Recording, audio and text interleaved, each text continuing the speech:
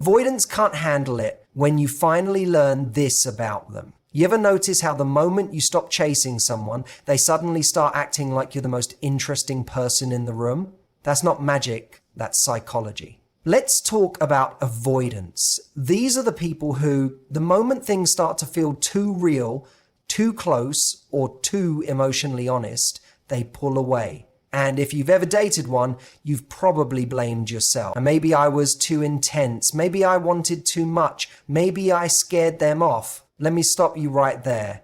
No, you didn't. Here's what avoidants don't want you to realize. It was never about you needing too much. It was about them being too afraid to meet you there. Avoidants love the fantasy of connection.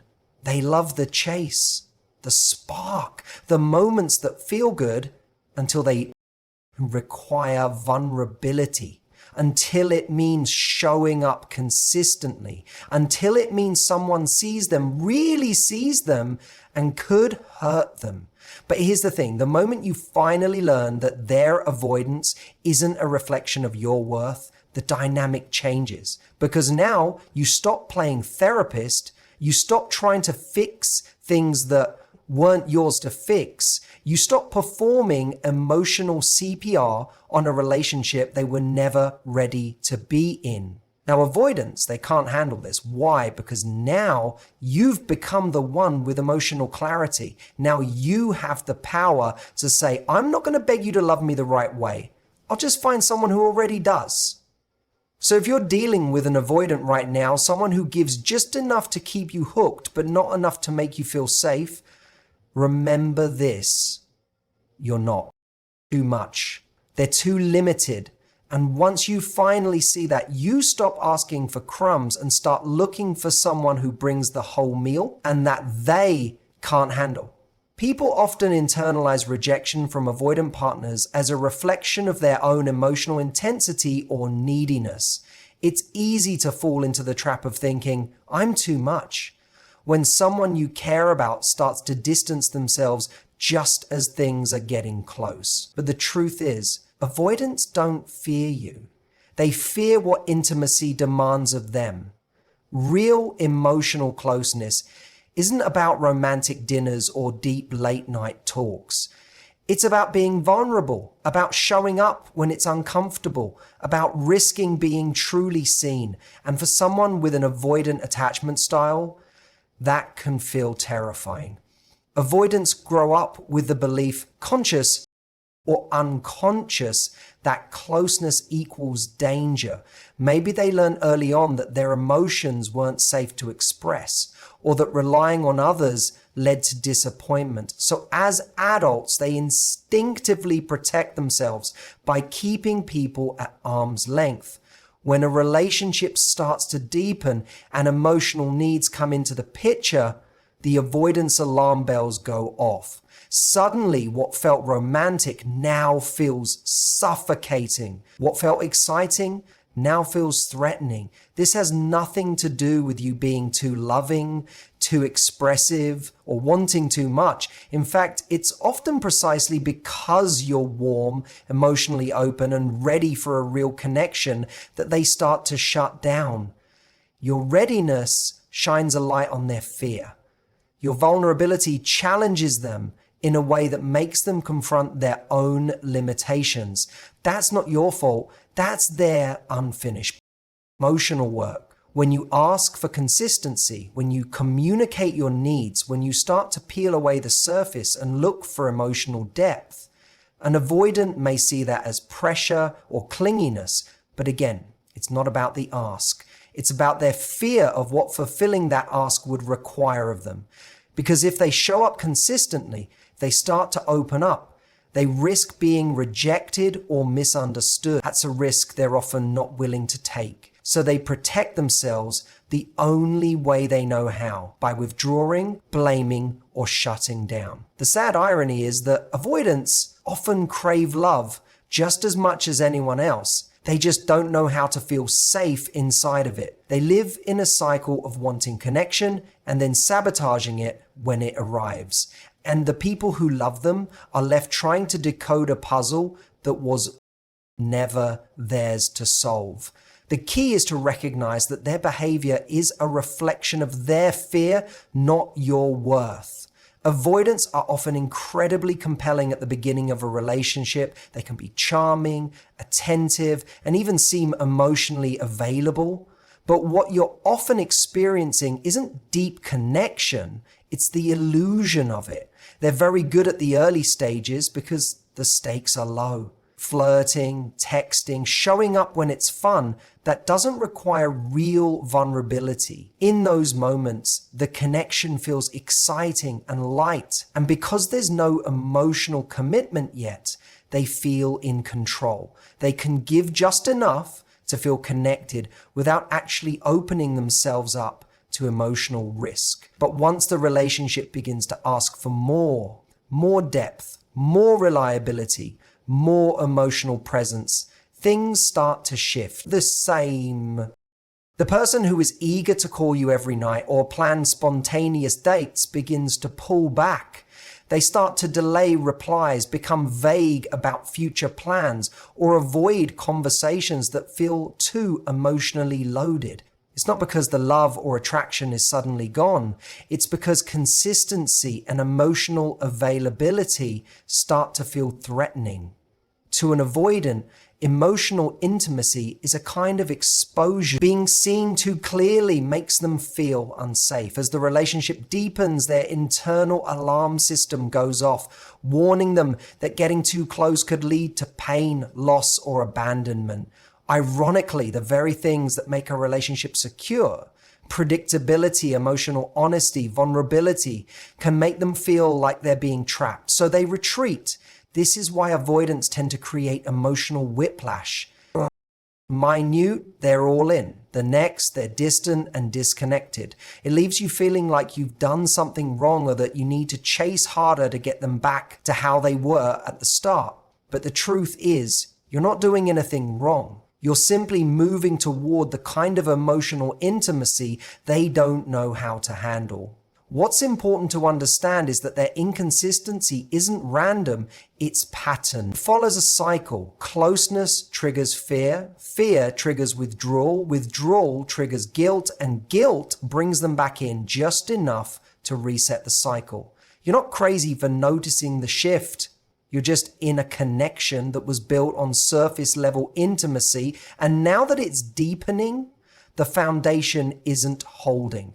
And it's not your job to fix it. The moment you recognize that an avoidance behavior is about their fear and not your value, something powerful shifts inside you. You stop internalizing their withdrawal. You stop interpreting their emotional distance as evidence that you're too needy, too emotional, or not good enough. Instead, you start seeing it for what it really is, a defense mechanism. Their avoidance is a way to manage their anxiety around closeness, not a verdict on your worth.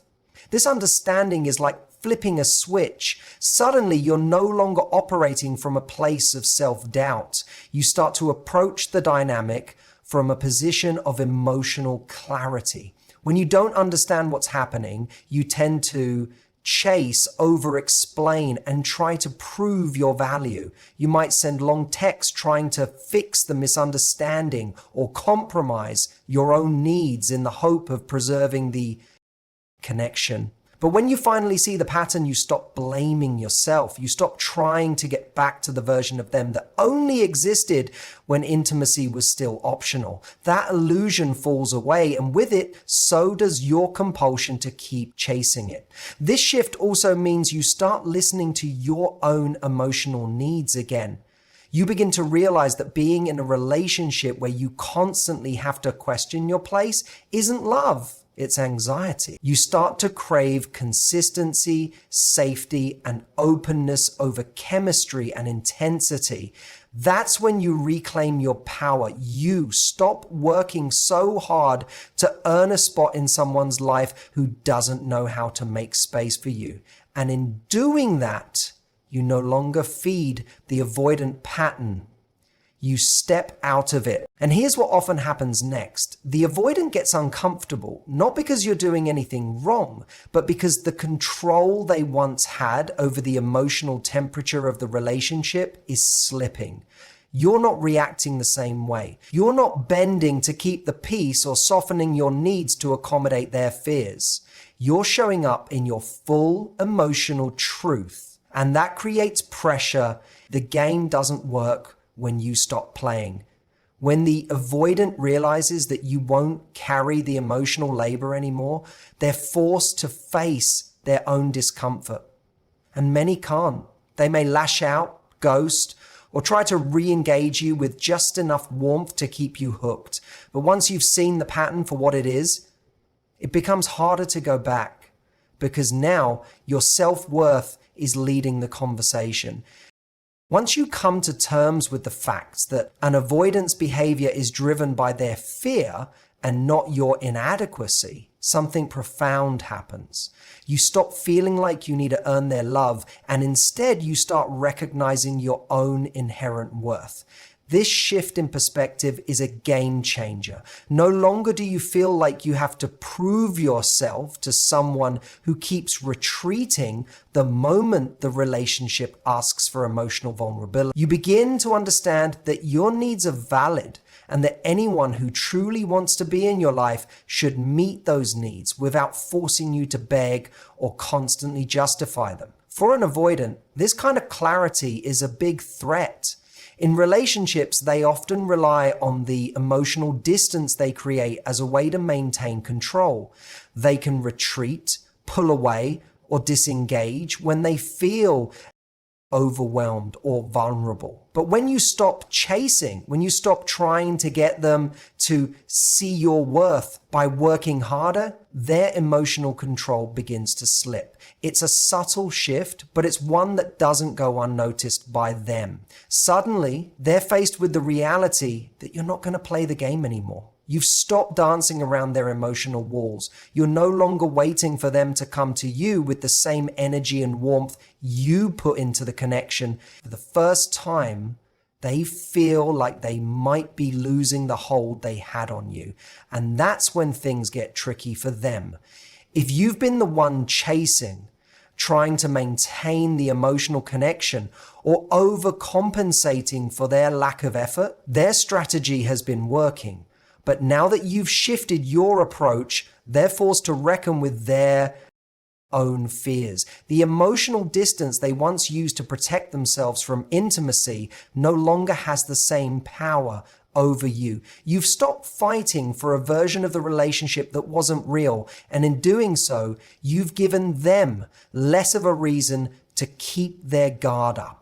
This dynamic is unsettling for an avoidant because it disrupts their cycle of avoidance. When you stop responding to their withdrawal with more chasing or with lessening your own needs, they're confronted with the truth that they might have to either commit to the relationship or let it go.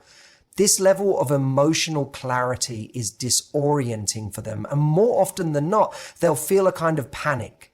That panic isn't about losing you. It's about losing control. They rely on their ability to dictate the emotional pace of the relationship. And when you stop playing along, they feel out of their depth. When you stop accepting the crumbs and start valuing yourself enough to seek a full, genuine connection, it shifts everything. The moment you stop playing the role of the person who is always trying to prove their worth in a relationship, always chasing, always adjusting, always making concessions to keep the peace, you begin to set a new standard for how you want to be treated. This shift is not only about stopping the chase, but also about understanding that your emotional needs are just as important as anyone else's. You begin to prioritize your emotional well-being over the temporary highs of chemistry and intensity that come with an avoidant dynamic. And when you do this, you start attracting a different kind of energy. The more you recognize your own value, the less you're willing to tolerate relationships that leave you questioning where you stand. You stop hanging around for the occasional moments of warmth or affection, and instead you start looking for consistent, stable, and real connection. That kind of clarity makes it easier to walk away from relationships that don't align with what you truly need. Avoidants, on the other hand, can't handle this shift. They're used to keeping things at arm's length, emotionally distant, yet always keeping just enough interest to keep you hooked. When you stop being available for their emotional games, when you stop rewarding their inconsistency with more patience or understanding, it forces them to confront something uncomfortable. They can't keep you around without meeting your needs. And often, that's a level of emotional intimacy they simply aren't ready to give. Distance that once felt like a safety net now feels like a barrier, and they realize that their approach to relationships doesn't work with someone who knows their worth. This change in dynamic doesn't just shift the power between you, it forces them to face their own fears and insecurities about vulnerability. When you stop accepting scraps, it's like holding up a mirror to them. They can no longer hide behind excuses or emotional avoidance. They have to either step up or risk losing you for good. But for many avoidants, stepping up feels like too much. The idea of truly allowing someone to see them, depend on them, and love them in a consistent way is often too overwhelming. The fear of rejection or the belief that they are unworthy of love makes them retreat further. This is why the moment you stop accepting the crumbs, they lose control. They no longer have the ability to keep you on the hook with inconsistent attention. You're no longer validating their fear-driven behavior by accepting less than what you deserve. And for someone who thrives on emotional distance and control, that loss of power is often too much to bear. To wrap this all up, once you see an avoidant for who they truly are, not as someone rejecting you, but as someone simply afraid of real connection, you can finally stop questioning yourself. You stop wondering if you're too much, too needy, or too intense. You recognize that their retreat is not about your worth, but their own fear of vulnerability. And when you stop chasing and start valuing yourself, you set a standard that demands consistency, respect, and emotional presence. No more crumbs. You've learned your value, and once you do, you attract the kind of love that meets you where you are. Avoidants will struggle with this shift because it challenges their emotional armor. They may try to re-engage you with just enough to pull you back in, but once you've seen the pattern, it becomes harder to fall for the illusion. You deserve a relationship where love is given freely, not as a reward for your constant efforts. And when you stop accepting less, you send a clear message that you're no longer willing to settle for anything that isn't whole, honest, and deeply reciprocal. Thank you for being here today and for taking the time to listen. I hope you leave with a greater sense of your own worth and a clearer vision of the kind of relationship you deserve. Take care, and thank you once again.